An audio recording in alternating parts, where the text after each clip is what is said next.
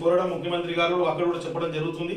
కావున మనకి కంప్లీట్ గా ఈ ఎలక్షన్ తో పాటే కార్పొరేషన్ ఎలక్షన్ తో పాటే కంటోన్మెంట్ లో కూడా కార్పొరేషన్ ఎలక్షన్ రావాలి అనేది మా డిమాండ్. అన్నిటికన్నా ముఖ్యం ఏంటంటే మనందరికి తెలుసు, భారత రాజ్యాంగంలోని భారత ప్రజాస్వామ్యంలోని ఏముంది, ప్రతి 5 సంవత్సరాలకి ఎలక్షన్ రావాలి. ఈ ఎలక్షన్ ఎందుకు వస్తుంది?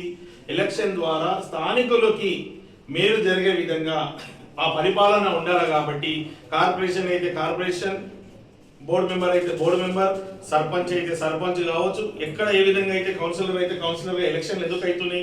స్థానికులు లోకల్ బాడీ ఎలక్షన్ ద్వారా లోకల్ పబ్లిక్ కి మంచిది కావాలని చెప్తారు. అలాంటిది ఇన్ని సంవత్సరాలైనా వీడు ఎలక్షన్ పెడతలేరంటే బీజేపీ పార్టీకి మన కంటోన్మెంట్ అభివృద్ధి మీద, కంటోన్మెంట్ ఉన్న ప్రజలు ఇంత ఇబ్బంది పడుతున్నా కూడా వారు పట్టించుకుంటలేరు. కాబట్టి ఖచ్చితంగా ఇక్కడ స్థానికులు కూడా ఎంపీగా ఈటల రాజేందర్ గారిని గెలిపించినా కూడా ఈటల రాజేందర్ గారు కూడా పుట్టి మాటలకే పరిమితమైంది.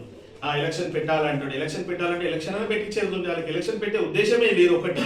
రెండోది మెర్జ్ చేయాలని అంటున్నారు. మెర్జ్ చేయాలని ఎన్ని రోజులు అయిందంటే ఎన్ని రోజులు, ఏం ప్రక్రియ?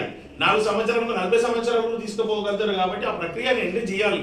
ఎట్టి పరిస్థితిలో మెర్జ్ చేయాల్సిన ప్రక్రియను మొదలుపెట్టి ఈ 2-3 నెలల్లో క్లోజ్ చేస్తేనే ఇప్పుడు కార్పొరేషన్ తో పాటు మనకు కూడా ఎలక్షన్స్ వస్తుంది. ప్రజలు ఏదైతే అవసరాలు ఉందో, ఏదైతే సమస్యలు ఉందో, ప్రతి అవసరాలు పరిష్కారం అవుతుంది. కాబట్టి ఆ దిశగా ముందుకెళ్ళాలని నాది కంటోన్మెంట్ కాన్స్టిట్యున్సీ ఎమ్మెల్యేగా నాది బాధ్యతగా భావిస్తూ